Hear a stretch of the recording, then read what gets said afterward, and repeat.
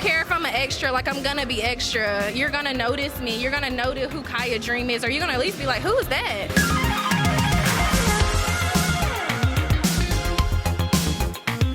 Hey guys, welcome back to another interview here on Tone In Entertainment. Today we're at CCW Bash at the Brew, and it's been quite some time since we've had Kiah Dream on the channel, but she is back. I'm back. I'm better than ever. The Queen of the South is back here on Tone In Entertainment. Yes, the Queen of the South is back. I'm ready. I'm facing better opponents. I'm ready to go. Now, since our last interview, we did a big group interview with Culture Inc.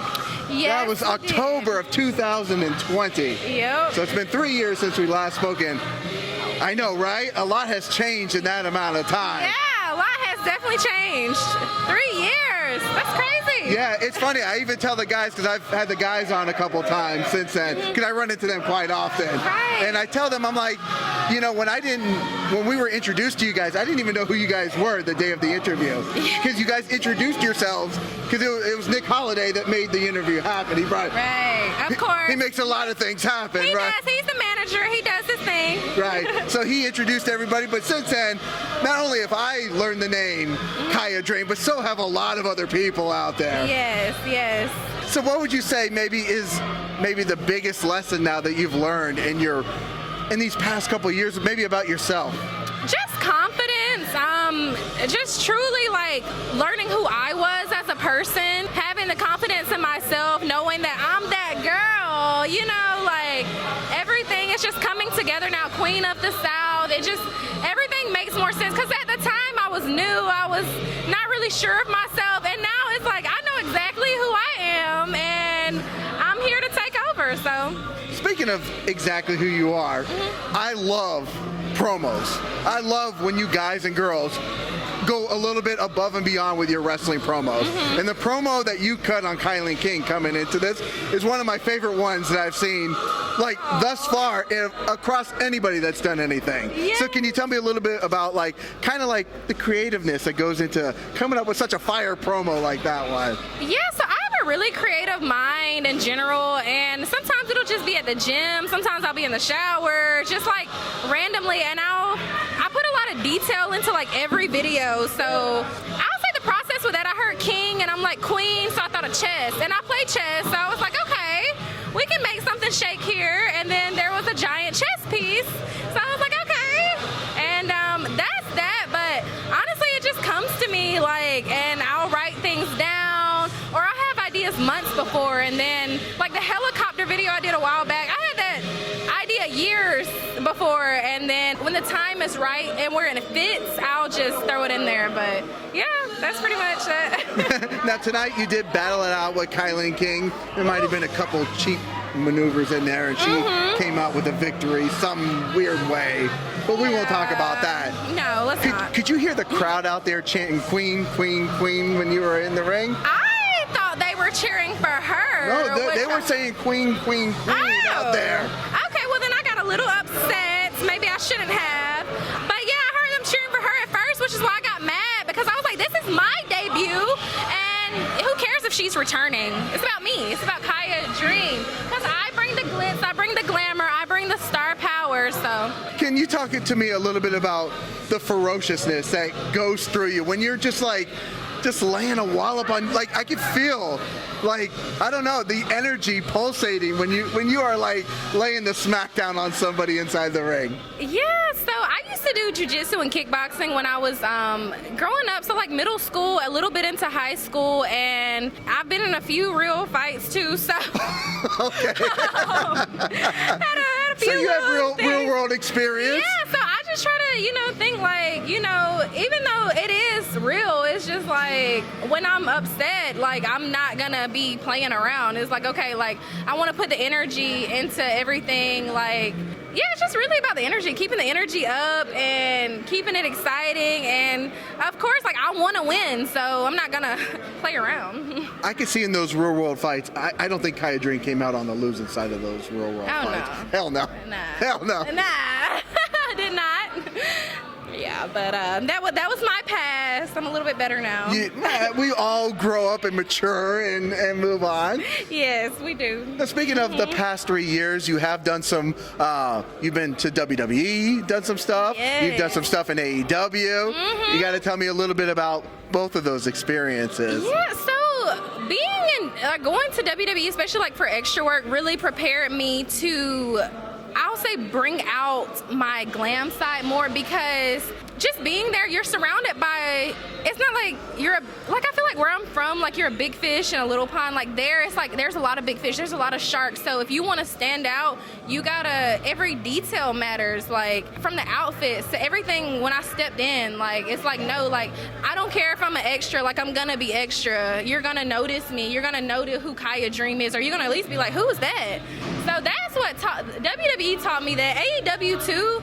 But yeah, just being in those environments, it pushes you to be better, because unless you want to get left behind, and I know I don't do this for nothing, like I'm here, all these bumps, all this stuff we do, like I just try to give it my all every time, no matter what I'm doing, no matter how big or small the project. So AEW and WWE really helped me find that side of me where it's like, okay, how are you gonna be different than every other pretty girl with a nice body? Like, so I try to find it, like a lot of times my outfits and the details and the jewelry, like little things. Speaking of the outfits, I mean, on your Instagram alone, you're quite the fashionista, Yes, I try. in my personal opinion, on Instagram. So like, what goes into, like, I don't know, like, how much do you just enjoy doing like modeling stuff and then the rest? Like, it's just such a contrast of two different worlds. It is. I think they go together perfectly. Like, to me, it's just, I don't know, it's something I naturally kind of have. Like, I've always kind of had that quality. So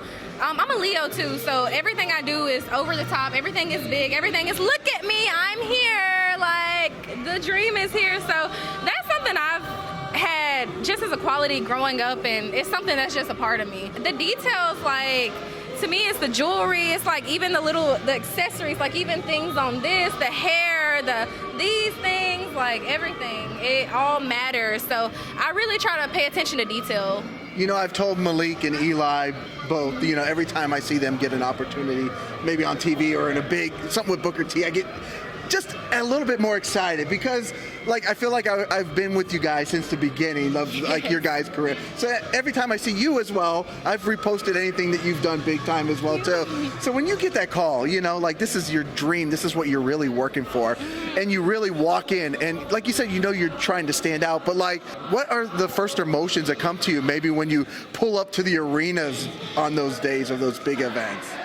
It's just like surreal, because I come from a really small town. Like, yes, I grew up a lot of my life in Atlanta, but also like I'm originally from Macon, Georgia, which is a really small town. So when I decided to pursue wrestling, everyone told me like that was crazy, like what are you doing? And I'm sure that's a story for most people, but when I pull up, it's like, wow, like this was just a dream. And so that also plays the name Kiah Dream, but like now it's like, wow, I'm in the same room with Shawn Michaels, I'm in the same room with Triple H, or like these people I grew up watching, and it's amazing, because I'm not even close to where I know I'm going, but at the same time, it's like sometimes, because I'm really hard on myself, like there's no one harder on me than Kiah. Well, like, that's a good thing to do, right? Yeah, and so sometimes when I look at it from that perspective, it's like I just have to be thankful that, wow, we're here, because where I come from, this was not supposed to, I mean, not to say it wasn't supposed to, it's obviously my destiny to be here, but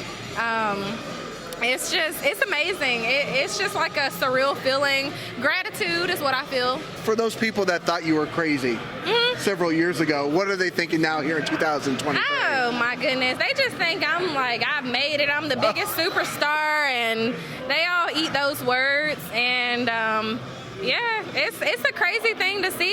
It's amazing. Like, I'm so proud of myself, because now that you like said it like that, I'm putting it in perspective, because like I say, I'm really hard on myself. So just to even be here, like it's amazing to me. But yeah, they're eating those words. One guy was like, you can't do that, or I heard a lot of you can't.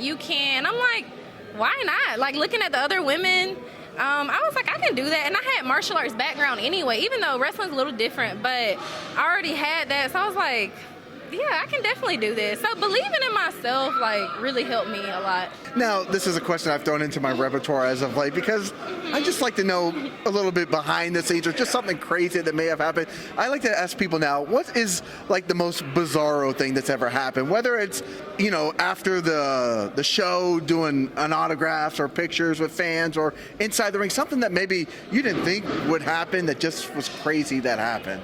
Oh, I've had a few of those. Oh, okay. So some crazy stuff, more like malfunctions, like wardrobe malfunctions. Okay, I've heard those before. My extensions flew on the bottom rope, and the cameraman had the nerve to zoom in on it. How dare he? I want names right now, Kiah. I want names. Me too. But you know, my hair's long regardless, so I don't care. But how can he do that? I know. I was like, y'all got some nerve to zoom in. I'm appalled, right? You don't do that to a lady. Yeah, they like made it like it was like a third person in the ring, like zooming in on it. I was like, oh, y'all are wrong for that. But luckily, like, I have hair, so. Okay. But I would say that's what I can think of off the top of my head. Yeah, I think that's a bizarre moment for the cameraman. I am fired up about that right now. I was a little upset. I had to have a few words with him after that because I was like, sir. Absolutely, absolutely. Well, Kiah, I know it's late here on a Saturday night. What else do you have coming in the future? So tomorrow, BRCW, I have Battle Royal, so for the women's championship. Okay, so you can take home some gold tomorrow in Boca. I definitely can. Oh, you probably will. Most definitely. Because, I mean, if it's not me, then who? And if it is anyone else, they're just lying to themselves. They'll never be Dream.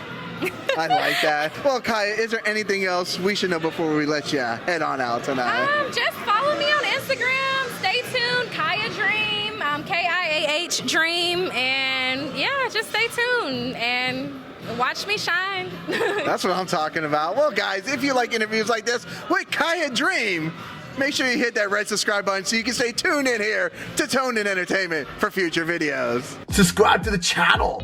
Do it. Go now. Do it now.